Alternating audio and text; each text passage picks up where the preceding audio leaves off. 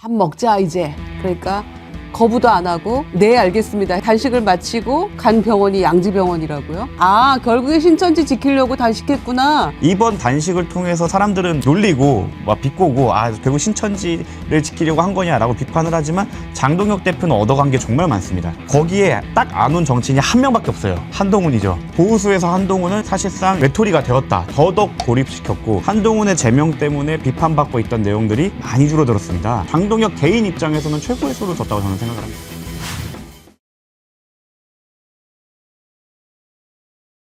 자, 장동혁이 단식을 중단했는데 저는 그것 보면서 참 저렇게 어설프냐 그랬어요.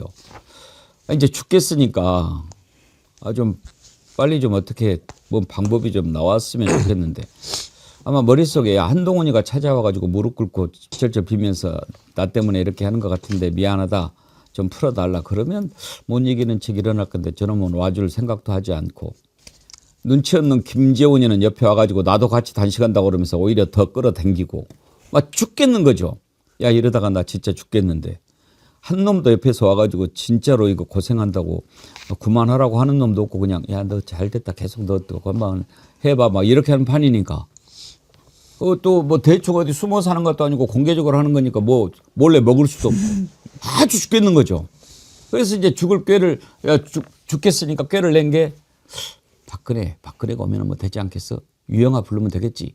야 유영아 가서 박근혜 좀 데리고 와가지고 그 좀 한번 이야기하고 그러면 너 잘하고 있다라고 하면서 단식 중단하라고 그러면 내가 아무리 그래도 그렇지 딱 그 자리에서 제가 보는 앞에서 중단을 해주셨으면 좋겠어요. 뭐 그렇게 이야기하면 감사합니다. 생각해 보겠습니다. 간 다음에 뭐 이런 원로의 의견도 있고 하니 제가 그만 두는 것이 맞고 더 큰 싸움 하겠습니다 하면 몰라도 그 자리에서 알겠습니다. 이게 뭔 유치찬란한 생쇼입니까? 아니 저도 보면서 너무 어색했어요. 어색하죠. 그 장면이. 네. 그러니까 말씀하신 대로 그러니까 단식을 하고 있으니까 이 사람 저 사람 찾아가잖아요. 뭐 유승민 전 대표도 갔고 뭐 여러 사람이 갔는데 가서 하는 얘기는 다 비슷해요. 단식 오래 하면 몸 상하고 건강 안 좋아지니까 그만해라. 뭐 이렇게 밥 먹어가면서 기운 차려서 앞으로 싸우자. 뭐 다 똑같은 얘기 하고 오는 거예요. 그런데 말씀하신 대로 통상의 그 정치 문법으로는 말씀하시는 취지 잘 이해했습니다. 제가 앞으로 고민해 보겠습니다. 그게 정답이에요. 근데 바로 기다렸다는 듯이 예 그렇게 하겠습니다 하고 그냥 그리고 끝내. 그래서 야 저건 너무 어색하다 진짜 저 장면은. 근데 처음부터 장동혁 대표가 단식을 시작할 때부터 드는 의문이 아니 제1야당의 대표가 단식하기에 명분이 너무 없다. 저게 단식할 얘기가 도대체 통일교 특검을 안 하겠다는 것도 아니고 민주당에서 그리고 신천지 특검은 지금 의혹이 계속 제기되고 있는데 그건 하지 말자는 거는 명분이 너무 없는 것인데 뭐 하지 말자고 하다가 최근에는 그래 하는데 통일교 특검 따로 신천지 특검 따로 하자 뭐 이렇게 궁색한 주장으로 바뀌었는데 그래서 출구 전략을 어떻게 찾을까 저게 단식을 끝낼 명분을 만들어내기가 참 어려울 텐데. 그러니까 아무리 따져봐도 왜 단식을 했는지 모르겠어요. 그러니까요. 신천지 특검 반대하려고 한 것이 아니면 이해가 안 되는데 여기서 중요한 얘기 하나 해드릴게요. 지금 장동혁이 어디에 입원했는지 혹시 아세요? 양지병원? 아시네. 예, 이름 나오더라고요. 정보가 엄청 많으셔. 양지병원이 무슨 병원이냐? 그것도 아세요? 아니요. 기회를 드립니다. 몰라서 너무 좋아. 그 음지 옆에 있는 병원 아닙니까? 오늘 먹방 빼세요. 그게 지금 여의도에서 단식을 했잖아요. 네. 되게 여의도 성모병원으로 가서 뭐 비한다든지. 그렇죠. 정 뭐 다른 병원 간다면 자기 지역구가 서천이니까 서천을 가든지. 근데 양지병원이 관악구에 있는 곳인데요. 거기까지에서 갔어요. 그 왜 갔냐? 여기 병원의 이사장이 적십자사 회장 김철수예요. 그러면 적십자사 김철수는 뭐냐? 윤석열 정부 때 무려 52차례나 신천지에 표창을 준 사람이에요. 이자가. 그래가지고 지난번 국회 때 서미화 의원이 너 신천지 아니야? 이렇게 물어본 적도 있어요. 혹시 그 녹취 있습니까? 들어봅시다. 회장님 단도직입적으로 제가 묻겠습니다. 회장님도 신천지입니까 혹시? 저는 기독교 신자입니다. 기독교를 가장한 신천지도 많습니다. 더 놀라운 건요. 2022년 윤석열 대통령 취임 이후부터 적십자사가 신천지한테 몇 차례나 표창을 준지 혹시 회장님 아세요? 저는 모르고 52차례예요. 52차례 표창을 했어요. 이건 명백하게 윤석열 정권 하에서 적십자사가 신천지의 이미지 세탁을 도와준 겁니다. 제가 어떻게 아냐? 뭐 김유영 의원보다 더 공부를 열심히 해서 한 게 아니고 여의도 옆 물레동이라는 채널이 있어요. 거기에서 처음으로 이걸 밝혔는데 보고 야 이거 참 취재력 대단하다 했는데 이 신천지에 52차례나 표창장을 준 김철수 적십자 회장이 이사장으로 있는 병원이라니까요. 아니, 그러니까 그로테스크하지 않습니까? 그로테스크하죠. 왜냐? 단식을 말리러 와서, 그러니까 첫 번째는 헌정사상 탄핵당한 2명의 대통령을 다 국민의힘에서 배출을 했는데 윤석열 가고 박근혜 왔어요, 지금 국회에.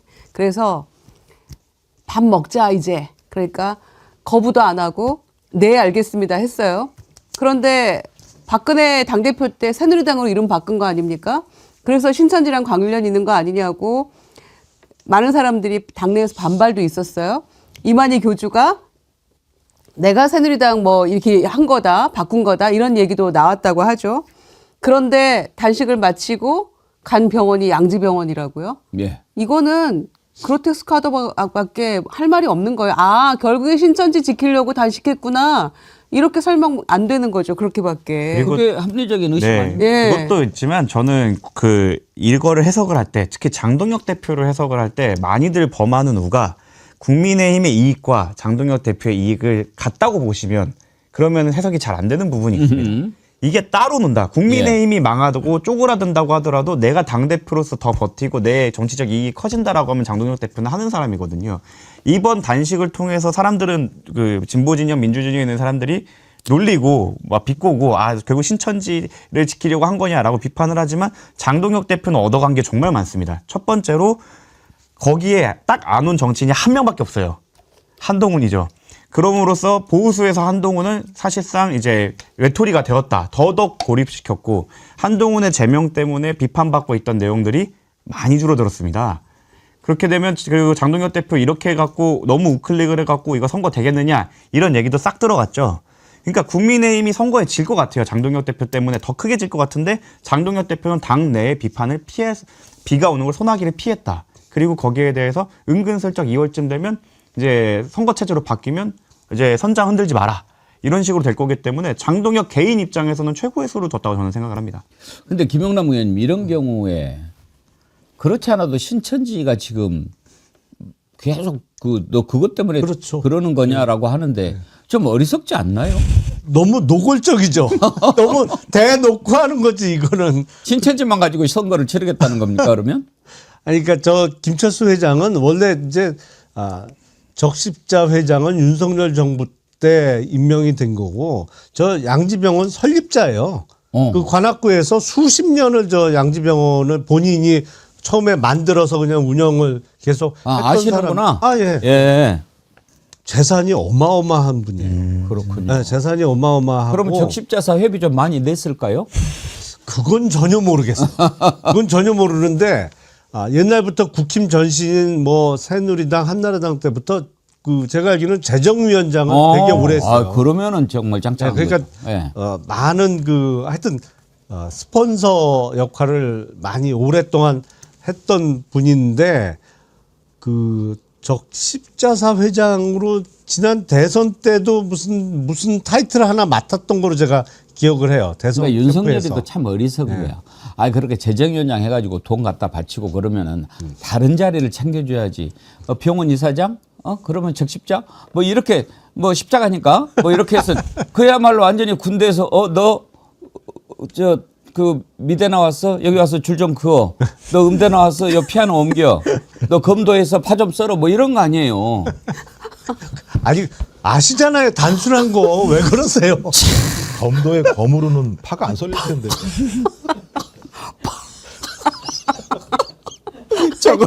저걸 어떻게 하나 저거. 아유. 신공인데요, 신공. 그걸로 파를 쓸 수 있으면. 아 정말 제가 아니, 양지병원까지 근데 들었는데 그 이후 진짜- 스토리는 파지를 못했네요. 근데 저는 대통령께서 지난 기자회견에서 핵심을 짚었다고 생각을 하는데 결국 저 특검 받겠다 하면서 계속 미뤄지면서 그 사이에 증거인멸이나 이런 게 너무 많이 이루어질 우려가 있으니까 합수단을 꾸려갖고 지금 치고 들어가지 않았습니까? 저는 그게 아마 크게 작용을 했을 거다. 우리가 시간을 끌고 특검 안 받는다고 하더라도 압색이 시작되고 있고 들어가는구나. 라는 것 때문에 급하게 출구 전략을 찾았고 우리는 매우 이해 못하고 조롱거리로 삼지만 저쪽 세계관에서는 거의 데우스 엑스 마키나급의 그냥 종결자가 온 거잖아요. 그렇기 때문에 자기 지지세, 자기를 지지하는 극우들에게는 꽤나 종결성 있는 결론이 난 거라서 그 장동혁 입장에서는 엄청나게 자기는 잘했다고 생각을 하고 있었을 겁니다. 아니 근데 아무리 봐도 정무 감각이 좀 문제가 있어요. 예. 그러니까 말씀하신 대로 사실은 당 대표로서 단식을 끝내고 입원을 하면 제일 먼저 떠오르는 데는 국회에서 가장 가까운 여의도에 있는 성모병원이죠. 성모병원을 가야 뭐 소속 의원들이나 이게 수시로 뭐 보고를 받던 논의를 하던 가장 물리적으로 가까운 곳이고 거기가 아니라면 보통은 좀 그 중진들은 그 신촌 세브란스 정도를 가죠. 또 서울대병원이나. 예, 아니면 서울대병원. 이제 서울 시내에 있는 병원을 가죠. 근데 이게 관악구에 있는 양지병원 꽤 멀거든요. 멀죠. 예, 꽤 오래 가야 돼요. 한 30-40분 가야 되잖아요. 그리고 그 일반적으로는 그게 많이 알려진 병원은 아니잖아요. 예. 그럼 양지병원으로 가면 왜 저 병원을 갔지라는 의문부터 제기될 그러면 거고. 취재가 되는 거고. 그 금방 나올 텐데. 참. 그걸 따질 사람이었으면 단식을 하지도 않았겠지. 그러니까 정말 코미디인 게요. 김종국 원장님 보세요.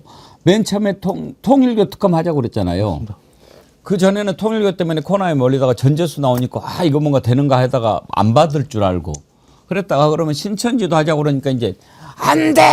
이게 하다가 단식한 거 아니에요. 그러니까 이게 무슨 코미디냐고. 그러니까 두 가지죠. 하나는 이제 한동훈으로 흔들린 리더십 문제와 관련해서 야 이거 안 되겠다 말 많아지겠는데 단식하면 아무 얘기도 안 하겠지. 내가 바꾸는데 누가 와서 얘기하겠어? 라는 생각을 했을 것 같고 또 하나는 신천지들은 되게 중요하죠. 왜냐하면 뿌리가 너무 깊어요. 이해창 때부터 거슬러 올라가는 거니까 2002년이니까요. 거의 20년 이상 신천지와 국민의힘은 뗄래야 뗄 수 없는 관계를 만들었을 거고 아마 뭘 건드려도 다 떨어져 나올 거라고 생각할 수밖에 없는 상황. 이 두 가지 정도였는데 신천지는 이미 언론으로서 깨져버렸죠. 뭐 진술 나오지 증거 나오지 이거 뭐 하지 말자고 얘기할 수 없는 상황이고 또 하나는 한동훈은 제가 볼 때는 내부 분위기가 작살났잖아요. 병문 안 왔으니까. 병문안 단식장 방문 안 했으니까. 그래서 제가 볼 때 야 다 끝났다. 근데 어떻게 끝내지? 야 저는 이혜원 청문회 날짜 잡는 거 보면서 야 대박이다 생각했어요. 오늘 잡았잖아요. 이게요, 지금 네. 신천지하고의 관련성이 계속 드러나는데 우리는 신천지가 어떻게 했는지 이제 조사하면 다 나올 건데 이미 다 알고 있습니다. 신천지 통일교 신도들의 국힘당원 조직적인 집단 가입이 아니었으면 윤석열 오늘날 윤석열 될 수 없었던 거 아닙니까? 그게 이제 지금 증거로 다 드러나고 있어요. 어제도 들어봤는데 이만희가 이재명 되면 죽는 걸 아니까 어떻게 해서든지 이재명 대통령 되는 거 막아보려고 했던 거 아닙니까? 어제는 신천지 2인자라고 하는 사람의 육성까지 공개가 됐어요. 먼저 그걸 들어보시죠. 이희자 회장님을 통해서 윤석열 라인도 잡고 가고 싶어 하시더라고요. 이분이 진짜 윤석열하고 친한 게 맞는지 확인 작업이 필요할 것 같습니다. 자, 이제 저 신천지 2인자인데 이희자라고 근우회? 예, 근우예요. 근우회니까 박근혜하고 뭐 관련이 되는 건가요?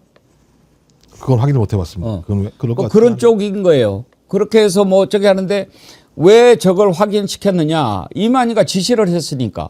아마 이만희가 지시를 했던 사람이 저 이인자 아닌가 싶어요. 이만희 녹취도 한번 들어보죠. 만약에 이재명이가 우리를 여기에 그렇게 끝까지 그리 한다면 자기는 엄청난 손해를 보고 목적 달성을 못해. 우리는 하루아침에 이 나라 전체에 지라시를 깔 수도 있어. 예. 그만한 능력을 가지고 있는데 왜 이렇게 하느냐 이게 안 그래도 될 것을. 네, 차라리 그러지 말고 도로 포를 얻는 쪽으로 기울여줘야 하지. 국회의원들도 만나고 또 청와대에 있는 사람들도 만나고 그리고 판사도 만나고 이렇게 해서 한 가지 문제를 해결하기 위해서 해나가면 되지 않겠나. 조용히 귀신도 몰리 그렇게 해나가야 된다 했다. 저렇게까지 다 드러나오는데 어때요, 김영남 의원님? 신천지 쪽은 이제 그 사실 새누리당도 신천지하고 이름이 같다 막 이런 얘기까지 나오잖아요. 그러니까 뭐 새라는 게 이제 새로운 그 누리라는 게 이제 세계 뭐 어떤 세상의 우리말이니까 이제 당명 개정 때부터 그런 말이 좀 나왔는데 신천지 관련한 거는 소문이 그 전부터 있었습니다만 사실은 확인이 된 적은 한 번도 없어요. 그냥 계속 소문이 떠돌고 무성했던 것이죠. 근데 이제 하나 둘씩 나오기 시작한 거죠. 적어도 집단 입당이 이루어진 거는 확인이 됐잖아요. 그리고 그게 중요한 선거 내지는 당내 경선을 앞두고 집단적으로 입당이 이루어진 거, 그리고 그 입당이 교단의 지시 내지는 강압적인 방법에 의해서 이루어진 거는 어느 정도는 확인이 됐기 때문에 이제는 그거 자체가 이제 강압적인 방법으로 집단 입당이 이루어진 것 자체가 정당법 위반이거든요. 그래서 그 부분은 이제 수사의 영역으로 남게 된 거죠. 지금 근우회가 최고 여성 단체는 맞죠? 그 부분은 잘 모르겠는데 예. 지금 이제 특검이 되면 사실 수사 인력도 정해져 있고 수사 기간도 제한이 되는데 지금 검경 합동수사단이 수사를 하고 있는 걸로 알고 있습니다. 이거는 대통령이 기자회견에서 말씀하신 내용인데요. 오히려 이게 아마 신천지를 감추려고 하는 세력들에겐 더 아프게 다가올 겁니다. 왜냐하면 기한이 없기 때문이죠. 그래서 이거 밝혀질 때까지 계속 수사가 될 거고 이거는 사실 수사하는 입장에서는 꽃놀이패 하나씩 찾아 들어가면 되는 거고 할 때마다 이제 저렇게 제보하는 사람들이 생길 거라서 저는 조만간 진실이 밝혀질 거라고 생각을 합니다. 이 근우회가 보니까 이거 되게 상당히 좋은 의미로 만들어진. 그럼요. 보니까 뭐 예. 김환란, 박순천 뭐 이런 분들도 회장을 했고 한국 최대 여성 단체네요. 그리고 일제 시대 때도 여성 단결 지위 향상 이렇게 했는데 이런 단체에 이제 침투를 한 거죠. 원래 신천지는 주특기가 침투입니다. 이 포교를 하는 게 아니고 기존 기성교회에 가서 독버섯처럼 스며들어서 그거를 잡아먹는 것이 신천지거든요. 근데 근우회도 들어가 가지고 잡아먹은 것 같아요. 그러면서 최대 조직이 뭔지 알지? 그걸 우리가 먹었단 말이야 이놈아. 막 그런 거 아니에요. 근데 근우회 회장이 누구예요? 이희자? 얼굴 한번 볼 수 있나요? 우리 지금 저 사람인데 좀 뭐 당시에 거룩한 의미로 이 출범했던 좌우 합작 여성 단체의 시초 같은 건데 예. 그 근우회는 해체가 됐어요. 다른 지금 분야이고. 현재 현존하는 여 근우회는 그 근우회가 아니고. 일제시대 그 근우회가 아닙니다. 27년에 결성된 그 근우회가 아니고 이름만 똑같이 차용한 것 같은데요.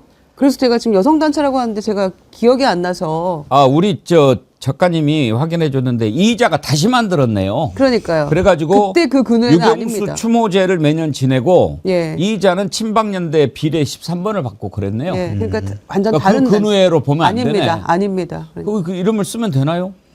일단 뭐 해체된 거니까. 왜냐하면 지금 우리 쭉 선관위에 등록된 정당을 보면 새누리당도 있거든요. 그러니까 갖다 쓰는 거가 법적으로 문제는 안 된 것 같은데 완전히 의미가 다른 단체입니다. 그 당이 없어지면 다시 쓸 수 있나요? 네, 지금 그렇죠. 지금 없어지면. 선관위에 새누리당도 등록돼 있어요. 한나라당도 있을걸요. 한나라당도 아마 있을 겁니다. 그러면은 이번에 박근혜가 와서 단식 플러스가 민주공화당으로 가면 되겠네. 예. 저는 지금까지 막 이렇게 국힘당 새로 이름 만든다고 그러는데 이것저것 올라온 것 중에서 제일로 저한테 꽂힌 이름은 하나 있었어요. 쓸데없당. 근데 자관 이 근우회가 신천지 위장 조직이어가지고 윤석열 캠프하고 가교 역할을 했다라고 하는 게 지금 이제 다 드러나고 있는 거죠. 예, 그러니까 근우회 행사할 때 신천지 사람들이 와서 다 행사 준비를 했다라고 얘기하는 거니까 근우회는 외피겠죠. 신천지의 외피가 되는 것 같고 또 하나 이제 이 핵심적인 문제는 근우회가 중요한 게 아니라 이제 국민의힘과의 관계 문제가 가장 중요한 것 같아요. 그래서 그러니까 이회창 때도 그랬고 그다음에 MB 때 같은 경우는 MB의 친형인 이상득 고 이상득 의원이 이 신천지랑 관계에 네트워크를 했다라는 얘기가 나오는 거고 그다음에 새누리당 아까 말씀하셨던 당령 자체가 예를 들면 신천지랑 같은 거 아니냐는 논란이 있었었고 그다음에 2021년 윤석열과의 관계가 어떻게 되느냐 특히 이건 홍준표 전 대구시장이 직접적으로 얘기를 했었기 때문에 당원 가입 과정에서 신천지가 얼마나 많이 들어왔는가를 봐야 될 것 같고 거기에 중요한 역할을 신은 의원들이 한 거 아니냐라고 봤을 때는 저는 이건 그냥 특검에서 파면 뭐 그냥 쑥쑥쑥쑥 나올 수밖에 없는 내용일 거라는 생각이 들어서요. 저는 이건 빨리 특검을 해야 된다. 그리고 제가 볼 때 국민의힘 해산 조건 중에 하나도 될 수 있다는 생각이 들어요. 그럼요. 그리고 신천지 할 때 반드시 그 부분은 좀 밝혔으면 하는 게 지금도 기억나는 게요. 김영남 의원님. 윤석열이 검찰총장 할 때죠. 그렇죠. 그때 신천지 압수수색 가라고 그랬는데 두 번인가가 그 반려를 시켰잖아요. 네. 그러니까 뭐 기억하시겠습니다만 2020년 초부터 코로나가 확 번졌잖아요. 근데 그때 최초 그 확산기에 신천지가 집합금지 명령을 어기고 집단적으로 모여서 예배도 보고 뭐 밥도 같이 먹고 한다. 그래서 사회적으로 큰 파장이 일어서 그게 당시 이제 처벌 조항도 있고 그렇기 때문에 신천지 교단에 대한 압수수색을 하려고 했는데 검찰에서 막았단 말이에요. 당시 윤석열 검찰총장 시절이었는데 그래서 그때 추미애 법무부 장관이 공개적으로 서면으로 압수수색 그 지시까지 했어요. 근데 안 했어요. 계속. 그래서 다들 의아했죠. 왜 저러지? 뭐 신천지하고 무슨 특별한 관계인가? 근데 뭐 이런저런 이유를 대면서 압수수색을 거부를 했는데 좀 지금도 이해는 안 돼요. 도대체 어떻게 뭐 분명히 초기 확산의 가장 그 진원지로 지목이 됐고 그때 5인 이상인가 뭐 몇 명 이상은 아예 모이지도 말라고 할 때 뭐 수백 명씩 모여갖고 예배 보고 그랬었으니까요. 예. 그 여기 합수본에서 최모 전 신천지 간부로 한 사람이 진술한 내용이 19자로 나왔는데 코로나19 신천지 집단 감염 당시 윤석열 검찰총장이 압수수색 2번이나 막아줘 우리 편이라는 분위기가 있었다. 이재명 경기지사가 대통령 되면 신천지 존립 자체가 어려진다는 기류가 있었다. 그래서 이만희 신천지 총재가 전국 청년회장, 부녀회장, 장년회장을 불러서 국민의힘 당원 가입을 지시했다. 이런 진술을 한 내용이 나오기 때문에 그럼 예를 들면 이재명 대통령이 되지 않게 하기 위해서 윤석열 씨가 되게 하기 위해서 우리 당원을 가입하겠다라고 하는 이런 흐름 자체들의 진술이 이 사람 한 사람이겠어요? 되게 많이 있겠죠? 전 그렇다면 이건 뭐 왜냐하면 이것도 그 기간 동안 그 1,000원짜리 당원에게 그 투표권을 주는 기간 동안 거의 한 10만 명이 늘어났어요. 실제적으로 보면 딱 한 달 사이에. 그러면 이거는 확인이 될 가능성이 되게 높기 때문에 말씀하신 정당법 위반부터 시작해서 상당히 예를 들면 범죄 혐의가 드러날 가능성이 되게 높다고 생각합니다. 안 그래도 제가 그 압수수색 영장 반려한 거에 대해서 법적으로 처벌할 수 있는지를 좀 살펴봤는데 예. 그거에 대해서는 사실 공소시효도 다 지났고 또 이거를 수레로 보기도 좀 애매해서 그 자체로 윤석열을 처벌하기는 어렵지만 그 당에 만약에 조직적으로 당원들이 들어갔다고 하면 그거 자체를 업무 방해로 본다고 할 수 있을 것 같고 그거는 공소시효가 7년이라 아직 남아있긴 합니다. 근데 이제 그 행위 자체 처벌보다도 그때 2번이나 반려했던 것이 신천지와의 유착 또는 관계 그로 인해서 그 후에 대통령 후보 되고 대선 과정에서 뭔가가 있었다고 한다면 위헌정당 심판을 판단할 때 매우 되겠죠. 중요한 사유 중 하나가 될 것이라 예상합니다. 그러니까 언제부터 윤석열이 신천지하고 유착이 됐는가 그것을 볼 수 있는 거는 되죠. 꼭 윤석열이 필요 없죠. 그 국민의 힘이 그 특정 종교들과 결탁을 하였는 것이 입증이 된다고 하면 헌법재판소에 이제 탄핵소추 대리인단으로서 낼 수 있는 증거가 하나 더 늘어났다고 보시면 됩니다. 예. 오늘 또 먹방을 해야 되는데 집 나갔던 분들이 많이 돌아오셨는데 이해군 청문회가 별 볼 일이 없었나 봐요.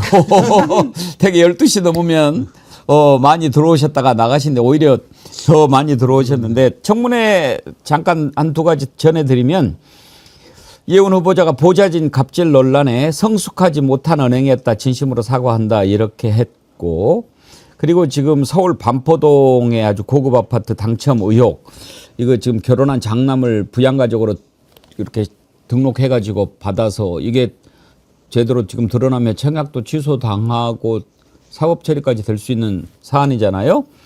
아니요. 이거 생각보다 법적으로는 아마 하기가 쉽지 않을 겁니다. 아, 그래요? 네, 왜냐하면 지금 그 위장 이혼에 대해서는 처벌례도 있고 문제가 있다고 하는데 그 결혼을 그러니까 사실혼인데 법률은 어떻게 신고를 안 한 거잖아요.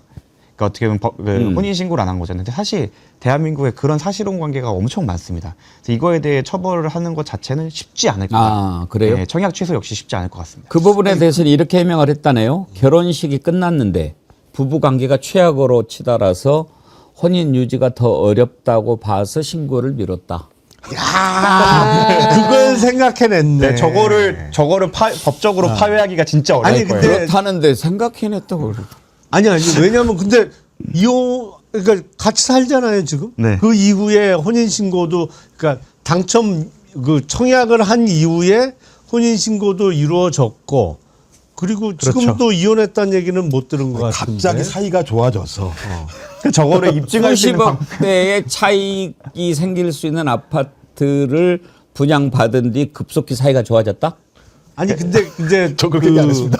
이른바 이번에 유행한 단어가 위장 미혼이잖아요. 네. 근데 위장 미혼으로 그 당첨이 취소된 사례가 있더라고요.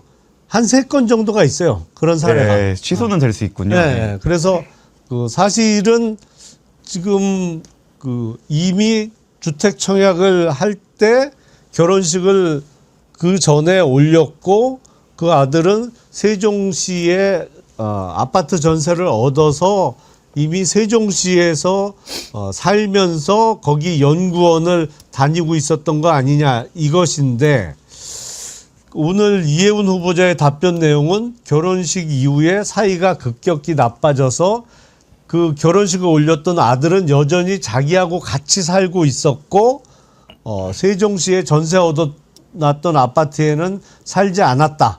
그러니까 주민등록도 같이 돼 있는데 실거주도 하고 혼인 신고가 될지 말지를 뭐 그냥 헤어질 가능성이 있어서 그 혼인 신고를 미루고 있는 상태였다. 야, 가장 완벽한 답변이다. 저거를 그 처벌이 될 때까지 지금 합리적 의심을 배제할 때까지 입증하는 건 사실상 불가능했기 때문에 그리고 사실 그런 예도 많잖아요. 뭐 결혼식하고 혼인 신고 전에 깨지거나 이런 사례도 많아서 이거를 이제 정치인으로서는 분명 부적절하죠. 부적절하고 저는 개인적으로는 거기에 대해서는 그 불법적이진 않지만 부적절한 부분이 있어서 뭐 판매라고 뭐 차익을 기부하겠다 이런 식으로 가는 게 가장 깔끔하다고 정치적으로는 깔끔하다고 생각하지만 법적으로는 처벌이 어렵다고 생각합니다. 근데 그럴 리는 없겠죠. 네. 그렇게 포기는 안 할 것 같고.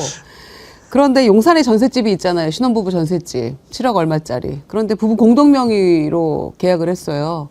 그리고 며느리 지분의 그 중에서 1억 7천인가는 또 시아버지가 빌려줬어요. 매우 낮은 이자로. 그리고 또 자동차 보험에 가입을 해요. 부부 특약으로. 그러고 나서 이후에 혼인신고를 합니다. 그러니까 부부 특약 가입할 때는 청첩장 이런 걸로도 된다 그러더라고요. 맞아요. 그런데 사이가 급격히 나빠지고 이제 다 청약되고 당첨되고 그러고 나서는 급격히 다시 원상 회복된 거예요. 그러니까 매우 부적절하지만 실제로 뭐 상견례까지 하고 파혼되는 경우도 없지 않기 때문에 사법 처리 대상으로는 어렵다는 아니 뜻이- 결혼식을 올렸잖아요. 근데 그런 이해군 경우도 워낙 많아요. 그리고 잘 살고 있잖아요. 그래서 네. 싸우면서도 일하고 뭐 이러는 건 사람이 어제 5천 찍고 잠깐 빠졌다가 오늘 다시 이제 5천 했는데 정말 아까 우리가 코스피 5천 대단한 의미가 있는 거다라고 했는데 궁금한 게 과연 어디까지 갈 건가 하는 것 하나 그리고 삼성전자가 20만 전자가 될 건가 이제 막 이런 것들 아니에요. 일단 이재명 대통령 신년 기자회견 때 코스피 물어보니까 그 얘기를 하시더군요. 저평가돼 있다. 그 점에서 충분히 여력이 있는 거 아니냐라고 얘기를 하던데 그 발언 한번 들어볼까요? 코스피 지수가 5천을 목전에 두고 있습니다. 이 정도 수준의 코스피를 계속 유지할 수 있을 것으로 분석하고 계신지 여쭙습니다. 저는 코스피 지수가 앞으로 어떻게 될 거다라는 걸 예측할 수는 없어요. 저도 모르죠. 기본적인 얘기는 할 수 있어요. 제가 선거 전에 드렸던 말씀 그대로입니다. 대한민국은 저평가되어 있다. 객관적 지표상 명확하다. 주가 순이익 지수, PER. 이게 엄청 낮잖아요. 저개발 국가보다 낮아요. 한반도의 평화 리스크, 경영 리스크, 시장 리스크, 정치 리스크. 이 네 가지 때문에 저평가되고 있는데 요거를 해결하면 개선되잖아요. 그래서 제가 4천 얘기를 했던 거예요. 근데 5천 얘기는 솔직히 아니고 5천을 바라보는. 근데 5천을 넘게 생겼어요, 지금. 근데 거긴 요인이 있죠. 우리가 예측 못했던 게 있어요. 인공지능과 반도체 분야에 예측 못한 정도의 하락이죠. 이제 정상을 찾아가는 중이라고 저는 생각해요. 정상을 찾아가는 중. 혹시 대폭락이 오지 않을까? 그건 저도 모르죠. 투자는 신중하게 자기 판단하에 해야죠. 이재명 대통령도 조금 재미를 보셨다고 그러던데요. 그럼요. ETF 예. 투자해서. 예. 그러니까 어떠세요? 차기 물망에 오르는 우리 김용남 의원님 주가가 어디까지 올라갈 것 같습니까? 그건 저도 모르죠. 대통령도 모르시는데. 근데 하나 분명한 거는 작년까지 그러니까 뭐 2,400선에서 4,000까지 오를 때는 정책 이슈로 오른 겁니다. 그러니까 상법 개정을 비롯한 여러 가지 이제 제도 개선 진짜 되나 보다 하면서 외국인 투자자들도 관심을 갖고 이제 지켜보면서 4,000까지는 그렇게 오른 거고, 최근에 4,000에서 5,000 오른 거는 역시 반도체 뭐 이익이 너무너무 많이 나고 있으니까요. 또 요 가장 최근에는 현대차가 자동차 회사가 아니고 이제는 로봇 회사다 뭐 이러면서 1,000포인트 이상 더 올랐는데, 제가 생각하는 것은 아까 기자 질문이 그거잖아요. 유지 가능하냐. 예. 근데 유지는 이 선을 지키는 게 지금 그 목표가 아니에요. 절대로. 앞으로 개혁 작업이 계속 더 이루어질 겁니다. 그러니까 가장 먼저 이루어질 게 자사주 소각 의무화가 이제 곧 입법화 될 거고, 또 의무 공개 매수 제도도 시행이 될 거고, 그리고 또 최근에 중복 상장 금지와 관련해서도 논의가 시작되고 있기 때문에 한국의 자본시장이 점점 선진국 시장처럼 이 형평성, 그러니까 회장님 주식하고 소액주주 주식이 완전히 따로 평가받다가 이게 같은 평가를 받게 되는 방향으로 지금 나아가고 있는 거예요. 그러면 우리가 5천을 그 천정이라고 생각하면 안 되는 거죠. 그렇죠. 더군다나 이제 PER 말씀도 하셨습니다만 주가 순자산 비율이라는 게 있어요. PBR. PBR 기준으로 하면 한국 주식은 여전히 싸요. 예. 그래서 이게 PBR 기준으로 대만 주식 정도의 평가만 받아도 코스피 기준으로는 거의 8천 이상 가야 됩니다. 예. 그러니까 이게 위로 천정을 설정해 놓지는 말자. 물론 이게 주식이라는 게 등락을 거듭할 수 있습니다만 한국 주식은 여기가 끝이야 라고 생각할 필요는 전혀 없다고 저는 생각합니다. 코스피가 5천을 뚫으니까 주식 한 장 가지고 있지 않은 저도 기분이 좋은데 기분이 안 좋은 사람들이 있어요. 내 손에 장을 지지겠다고 한 사람, 그 사람들은 지금 5천 보면서 어떨까 싶어요. 제가 진중권 한번 보고 싶다고 그러는데 그렇게 지금 악담을 했던 정치인들이 많아요. 나경원, 김문수, 이준석 뭐라고 씨부렸는지 한번 들어보실래요? 최근 반시장, 반기업 DNA 이재명 후보가 코스피 5천 시대라는 허황된 구호를 외치고 있습니다. 마치 신기루 같습니다. 무슨 말이 필요하겠습니까? 이런 이재명 후보의 뿌리 깊은 반시장 그리고 엉터리 경제 정책으로는 절대 불가능합니다. 지금 주가 지수 5천 시대를 열겠습니다. 네. 지금 그런데 5천이 되면 저도 환영입니다. 좋겠는데 5천이 가능합니까? 저는 주식을 잘 몰라서. 저도 5천 하면 좋다 이런 생각을 하는데요. 네. 아마 이재명 후보께서 예전에 주식을 처음 경험하실 때 조금 뭐 친구분의 권유나 이런 거로 작전주로 경험을 하셨다고 본인이 얘기하신 바가 있거든요. 그래가지고 이런 걸 너무 가볍게 생각하시는 게 아닌가. 그런 게 바로 주식시장에 있는 이재명 리스크다. 이재명 정부는 입으로는 코스피 5천을 외치고 있지만 단호하게 말씀드립니다. 민노총에 사로잡혀 있는 이재명 정부는 절대 코스피 5천을 달성할 수 없습니다. 저걸 어떻게 그냥 싹 한 군데 모아가지고. 각자 한 군데 모아서 그냥 어떻게 제가 정리 좀 해볼까요? 아니 그 말하는 걸 들어보면 정말 이 자본시장에 대한 이해도가 너무 떨어져요. 몰라도 너무 몰라. 아니 저는 그 사실은 대선 전에 제가 당시 이재명 후보 지지 선언을 했잖아요. 광주에 있는 김대중 컨벤션 센터 광장에서 모이는 집회에서 제가 지지 선언을 했는데 그 지지 선언의 내용이 그거예요. 유일하게 코스피 5천을 달성할 수 있는 후보다. 제가 보기엔 그래서 지지한다 이런 말씀을 드렸는데 야. 우리나라 주식이 맨날 2천선에서 코스피 2천에서 왔다 갔다 이른바 박스피로 10년 있고 이러니까 안 믿었는데 그게 쌌던 거는 싼 이유가 있었던 거예요. 정부가 또 정당이 법과 제도를 고쳐서 한국 주식이 그렇게 싸지 않아도 되게 제도 개선을 하면 경제 여건이 똑같은 상황에서도 오르는 겁니다. 이거는 앞으로 더 올라갈 여지가 많아요. 그래서 나경원 의원한테 좀 묻고 싶어요. 예. 모래 5,000피, 코스피 5,000피는 모래 위에 성을 쌓는 거라 그랬거든요. 지금 성이 쌓였잖아요. 모래 위에서. 뭐라고 얘기할 건지 잘 모르겠는 거고 지금은 반차라고 얘기하더라고요. 반도체, 자동차. 이 두 가지가 실적을 위주로 올라가는 상황이기 때문에 아까 말씀하신 것처럼 지붕을 닫지 말라. 올리라고 얘기하는데 심한 경우는 어디까지 나오냐. 3전 30만 원. 그다음에 하이닉스 150까지 얘기가 나오는 이건 애널리스트들이 이거는 얘기해요. 아주 좋은 상황 자체가. 그리고 앞으로 선진국 지수 MSCI에 들어가거나 아니면 미국이 금리 인하 좀 안 한다고 얘기하는데 금리 인하를 하는 일이 벌어지게 된다면 저는 상방은 열려 있다. 이럴 때일수록 우리가 주식시장의 어떤 건전성들을 만들어내면 저는 상황이 앞으로 더 좋아질 수도 있다라고 하는 그런 방향으로 가는 게 국민들한테 희망을 줄 수 있는 거니까 저는 그런 것에 반대하는 국민의힘 같은 경우는 나라를 떠나라 이렇게 얘기를 하고 싶습니다.